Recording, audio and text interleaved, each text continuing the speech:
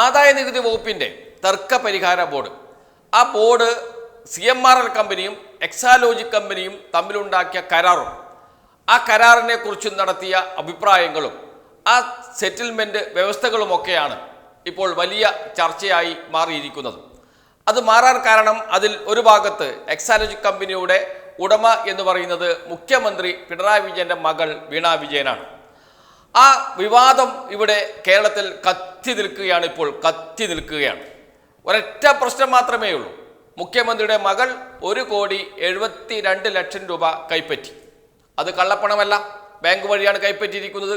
GST അടച്ചിട്ടുണ്ട്, IGST അടച്ചിട്ടുണ്ട്. നേരത്തെ ഈ പ്രശ്നം വന്ന ഘട്ടത്തിൽ മാത്യു കോഴനാടൻ ചോദിച്ച ചോദ്യമുണ്ട്, എല്ലാവരും മറന്നുപോയ ചോദ്യമാണ്. മാത്യു കോഴനാടൻ ചോദിച്ചത്, ഈ പണത്തിന് GST അടച്ചിട്ടുണ്ടോ, IGST അടച്ചിട്ടുണ്ടോ എന്ന് പറയുക മാത്രമല്ല, വാർത്താ സമ്മേളനത്തിൽ ഈ ആരോപണം ഉന്നയിക്കുന്ന വാർത്താ സമ്മേളനത്തിൽ വെച്ച് തന്നെ ധനകാര്യമന്ത്രി KM ബാലഗോപാലിന് കത്തയച്ചതൊക്കെ നാം കണ്ടതാണ്. വാർത്ത നിറഞ്ഞതാണ്, ലൈവായിരുന്നു, ചർച്ചയായിരുന്നു, ബ്രേക്കിംഗ് ന്യൂസ് ആയിരുന്നു. എതിരേറെ പറയുന്നു, എല്ലാ പ്രമുഖ പത്ര മാധ്യമങ്ങളിലും പിറ്റേ ദിവസം 1-ാം പേജ് വാർത്തയായിരുന്നു. അവസാനം റിപ്പോർട്ട് വന്നു, IGST അടച്ചിട്ടുണ്ട്, GST അടച്ചിട്ടുണ്ട്, പ്രശ്നമില്ല എന്ന്. അതോടുകൂടി അത് കെട്ടടങ്ങി, അതോടുകൂടി ആ ആരോപണം തീർന്നു. പിന്നെ അല്പനാളത്തേക്ക് മിണ്ടാട്ടമില്ലായിരുന്നു. ഇപ്പോഴിതാ വീണ്ടും കുത്തിപ്പൊക്കി കൊണ്ടുവന്നിട്ടുണ്ട്. അതിപ്പോൾ ROC റിപ്പോർട്ടിൻ്റെ ഭാഗമായിട്ടാണ്. എന്നാൽ ഇവരെല്ലാവരും മറന്നുപോകുന്ന, അല്ലെങ്കിൽ ബോധപൂർവം മറക്കാൻ ശ്രമിക്കുന്ന ഒരു കാര്യമുണ്ട്. അതുകൊണ്ട് അത് ഓർമ്മിപ്പിച്ചുകൊണ്ടേയിരിക്കണം എന്നതുകൊണ്ടാണ് അക്കാര്യം വീണ്ടും വീണ്ടും പറയുന്നത്. ഈ ഇന്ററിം സെറ്റിൽമെന്റ് ബോർഡ്, തർക്ക പരിഹാര ബോർഡ്, ആദായ നികുതി വകുപ്പിൻ്റെ, അവരുടെ ഇതേ റിപ്പോർട്ടിനകത്ത്, ഈ സെറ്റിൽമെന്റ് ഓർഡറിനകത്ത്, ഉത്തരവിനകത്ത് ഒരു കാര്യവും കൂടി പറയുന്നുണ്ട്. അത് 2-3 കാര്യങ്ങൾ പറയുന്നുണ്ട്. അതിൽ ഏറ്റവും പ്രധാനമായി പറയുന്ന ഒരു കാര്യമുണ്ട്. മാധ്യമങ്ങളാണല്ലോ ഇപ്പോൾ ഈ വിഷയം കുത്തിപ്പൊക്കി കൊണ്ടുവന്ന് വലിയ ചർച്ചയാക്കി മാറ്റിയത്. അവരാണല്ലോ ഇതിന് മുന്നിൽ നിൽക്കുന്നത്. അവരാണല്ലോ സർക്കാരിനെതിരെ പോരാടിക്കൊണ്ടിരിക്കുന്നത്.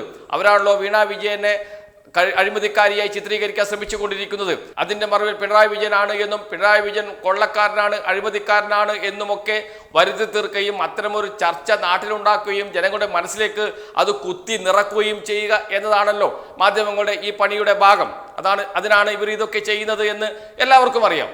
അതേ സെറ്റിൽമെന്റ് ബോർഡിൻ്റെ ഉത്തരവിനകത്ത് പറയുന്ന, ഈ മാധ്യമങ്ങളെക്കുറിച്ച് പറയുന്ന ഒരു ഭാഗമുണ്ട്. 16 കോടി രൂപ കേരളത്തിലെ മാധ്യമങ്ങളും മാധ്യമപ്രവർത്തകരും CMRL കമ്പനിയിൽ നിന്ന് കൈപ്പറ്റിയിട്ടുണ്ട്. അതിന് ആദായ നികുതി ഇളവ് കൊടുക്കുന്നുണ്ട് തർക്ക പരിഹാര ബോർഡ്. ശരിയാണ്, കൊടുക്കുന്നുണ്ട്. പക്ഷെ ചോദ്യം കിടക്കുകയാണ്, ഈ 16 കോടി രൂപ കൈപ്പറ്റിയ മാധ്യമങ്ങൾ ആരാണ്?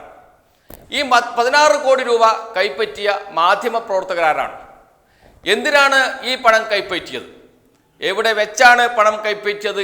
എങ്ങനെയാണ് പണം കൈപ്പറ്റിയത്? ഇത് ക്യാഷായിട്ടാണോ വാങ്ങിയിരിക്കുന്നത്, ബാങ്ക് വഴിയാണോ വാങ്ങിയിരിക്കുന്നത് എന്ന് പറയാനുള്ള സാമാന്യ മര്യാദ നമ്മുടെ മാധ്യമങ്ങൾക്കുണ്ടാകണം. അതല്ലെങ്കിൽ പിന്നീട് ഈ മാധ്യമങ്ങളുടെ പേരുകളൊക്കെ പുറത്തു വരും. ഇതുവരെയും പുറത്തു വിട്ടിട്ടില്ല. സെലക്റ്റീവ് ലീക്കിംഗ് ആണല്ലോ ഇപ്പോൾ നടന്നുകൊണ്ടിരിക്കുന്നത്. ആവശ്യമുള്ളത് മാത്രം പുറത്തു കൊടുക്കുക എന്നതാണ് ഇപ്പോഴത്തെ രീതി. മറ്റുള്ളവ അവർ സൂക്ഷിച്ചു വെച്ചിട്ടുണ്ട്. ആദായ നികുതി വകുപ്പും അതോടൊപ്പം തന്നെ ഇതിൻ്റെ പിറകിൽ പ്രവർത്തിച്ചവരൊക്കെ ആവശ്യം വരുമ്പോൾ ആവശ്യമുള്ളത് ലീക്ക് ചെയ്ത് കൊടുക്കും.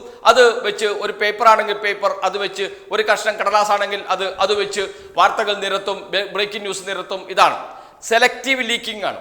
ആ സെലക്റ്റീവ് ലീക്കിങ്ങിൻ്റെ ഭാഗമായി പുറത്തു വന്ന വിവരമാണ്. ആ വിവരത്തിൽ, കാരണം ഒരു റിപ്പോർട്ട് കൊടുക്കുമ്പോൾ റിപ്പോർട്ടിന് മുഴുവൻ ആവശ്യപ്പെടുമല്ലോ മാധ്യമപ്രവർത്തകർ, എന്നിട്ട് അതിൽ നിന്ന് അവർക്ക് ആവശ്യമുള്ളത് മാത്രം വാർത്തയാക്കും. മലയാള മനോരമയാണ് ഇത് മാസപ്പടി വിവാദം എന്ന രൂപത്തിൽ ആദ്യം പുറത്തുവിട്ടത്. ആ വാർത്തയ്ക്കകത്ത് വീണ വിജയന്റെ കമ്പനി വാങ്ങിയ 1.72 കോടി രൂപയെക്കുറിച്ച് മാത്രമേ പറയുന്നുണ്ടായിരുന്നുള്ളൂ. മാധ്യമപ്രവർത്തകർ വാങ്ങിയതിനെക്കുറിച്ച് പറയുന്നുണ്ടായിരുന്നില്ല. രാഷ്ട്രീയ നേതാക്കൾ വാങ്ങിയതിനെക്കുറിച്ച് പറയുന്നുണ്ടായിരുന്നില്ല. വിവിധ ആരാധനാലയങ്ങൾ വാങ്ങിയതിനെക്കുറിച്ച് പറയുന്നുണ്ടായിരുന്നില്ല.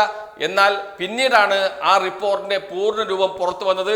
അതിൽ 95 കോടി രൂപ രാഷ്ട്രീയ നേതാക്കൾ കൈപ്പറ്റിയിട്ടുണ്ട്. ചില പേരുകളും പറയുന്നുണ്ട്. ആരൊക്കെയാണ്? RC Ramesh Chennithala, OC Oommen Chandy, KK Kunhalikutty, IK Ibrahim കുഞ്ഞ്, പിന്നെ കുറേ പേരുകളുണ്ട്. അതിൽ ഒരു പേര് കൂടിയുണ്ട്, PV എന്നാൽ പിണറായി വിജയനാണ് എന്നാണ് ഈ ഉദ്യോഗസ്ഥൻ കൊടുത്ത മൊഴി എന്നാണ് ഈ രേഖയിൽ പറയുന്നത്. എല്ലാവരും ഇവിടെ പേരുകളും പറഞ്ഞിരിക്കുന്നത് ഉദ്യോഗസ്ഥൻ കൊടുത്ത മൊഴിയുടെ അടിസ്ഥാനത്തിൽ തന്നെയാണ്. എന്നാൽ ഇതിൽ മറ്റൊരു പ്രശ്നമുണ്ട്. രമേശ് ചെന്നിത്തല പറഞ്ഞിട്ടുണ്ട് പണം വാങ്ങിയിട്ടുണ്ട് എന്ന്, സമ്മതിച്ചു. അത് ഉയർത്തിപ്പിടിച്ചുകൊണ്ട് പ്രതിപക്ഷ നേതാവ് വി ഡി സതീശൻ പറഞ്ഞിട്ടുണ്ട്, വാങ്ങിയിട്ടുണ്ട്. നേരത്തെ KPCC പണം സമാഹരിക്കുന്നതിന് വേണ്ടി ചുമതലപ്പെടുത്തിയ 2 നേതാക്കളാണ് ഉമ്മൻചാണ്ടിയും രമേശ് ചെന്നിത്തലയും. അവർ കമ്പനികളിൽ നിന്ന് പണം വാങ്ങിയിട്ടുണ്ട്. അതിൻ്റെ കണക്കുകൾ KPCCയിൽ ഉണ്ടാകും എന്നല്ല പറയേണ്ടത്. എത്ര പണം കൈപ്പറ്റി എന്ന് പറയാൻ, ആ പണം എങ്ങനെയാണ് കൈപ്പറ്റിയത് എന്ന് പറയാൻ ഈ രാഷ്ട്രീയ പാർട്ടികൾക്ക് ധൈര്യമുണ്ടോ? രമേശ് ചെന്നിത്തലയ്ക്ക് ധൈര്യമുണ്ടോ? KPCC പ്രസിഡന്റ്, KPCCയുടെ ട്രഷറർ അത് വ്യക്തമാക്കണം. എത്ര പണം എവിടെ വെച്ച് വാങ്ങി, എങ്ങനെ വാങ്ങി എന്ന്. 20,000 രൂപയിൽ കൂടുതൽ ക്യാഷായി വാങ്ങാൻ പറ്റില്ല. അപ്പോൾ ഈ പണം 95 കോടി രൂപ വാങ്ങിയില്ലേ? അതേപോലെ തന്നെ KK എന്ന പേരിൽ അറിയപ്പെടുന്ന കുഞ്ഞാലിക്കുട്ടി വെളിപ്പെടുത്തണം. അപ്പോൾ പറയും പിണറായി വിജയൻ വാങ്ങിയിട്ടുണ്ട്. പക്ഷെ പിണറായി വിജയൻ നിഷേധിച്ചിട്ടുണ്ട്. പിണറായി വിജയൻ പറഞ്ഞു ആ PV ഞാനായിരിക്കില്ല എന്ന്.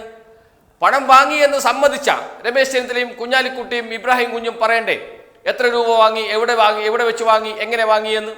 20,000 രൂപയായിട്ടാണോ വാങ്ങിയത് എന്ന് അത് വ്യക്തമാക്കാൻ തയ്യാറല്ല. ഒരു ചോദ്യവും അങ്ങോട്ട് മാധ്യമപ്രവർത്തകരോട് ചോദിക്കുന്നില്ല.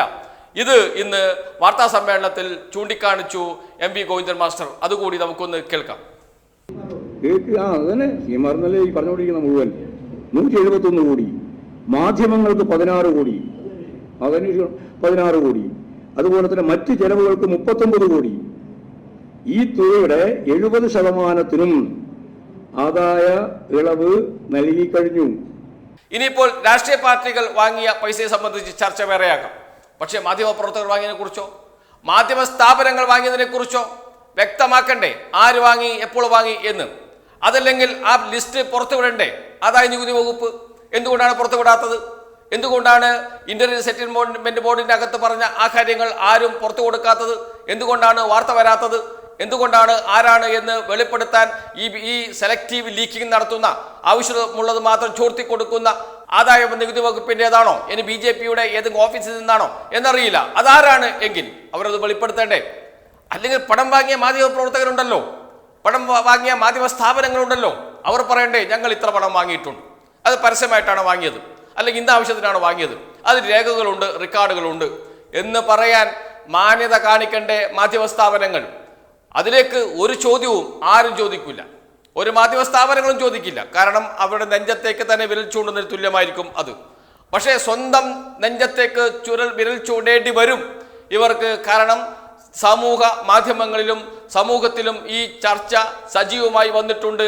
ആ 16 കോടി എങ്ങോട്ട് പോയി എന്ന്, ആരുടെ വീട്ടിലേക്ക് പോയി എന്ന്, ആരുടെ സ്ഥാപനങ്ങളിലേക്ക് പോയി എന്ന് അത് വെളിപ്പെടുത്താൻ കേരളത്തിലെ മാധ്യമങ്ങൾ തയ്യാറാകണം. അതല്ലെങ്കിൽ ജനങ്ങൾ ചോദിച്ചുകൊണ്ടേയിരിക്കും നിങ്ങളും കള്ളന്മാരാണ്. ഈ 1.72 കോടിയേക്കാളും വലുതാണല്ലോ 16 കോടി. അതുകൊണ്ട് ആ 16 കോടി എങ്ങോട്ട് പോയി എന്ന് വ്യക്തമാക്കാൻ, അതല്ലെങ്കിൽ സെലക്റ്റീവ് ലീക്കിംഗ് നടത്തുന്ന നമ്മുടെ BJPയുടെയോ അതല്ലെങ്കിൽ ആദായ നികുതി വകുപ്പിൻ്റെയോ ഉദ്യോഗസ്ഥർ അതുകൂടി ഒന്ന് പുറത്തുവിടാൻ തയ്യാറാകണം. അങ്ങനെ അറിയട്ടെ, ആളുകൾ അറിയട്ടെ CMRL കമ്പനിയിൽ നിന്ന് പണം വാങ്ങിയ മാധ്യമ സ്ഥാപനങ്ങൾ ഏതൊക്കെയാണ് എന്ന്, മാധ്യമങ്ങൾ ഏതൊക്കെയാണ് എന്ന്. ഇനിയിപ്പോൾ 95 കോടി അത് വേറെ കിടക്കുന്നുണ്ട്, രാഷ്ട്രീയ പാർട്ടി നേതാക്കൾ വാങ്ങിയത്. അതിലേക്കൊന്നും ചോദിക്കില്ല. രാവിലെയും വൈകുന്നേരവും പ്രതിപക്ഷ നേതാവിന്റെ മുന്നിലേക്ക് മൈക്കുമായി പോകുന്നവർ ചോദിക്കില്ല. രമേശ് ചെന്നിത്തലയുടെ മുന്നിലേക്ക് മൈക്കുമായി പോകുന്നവർ ചോദിക്കില്ല.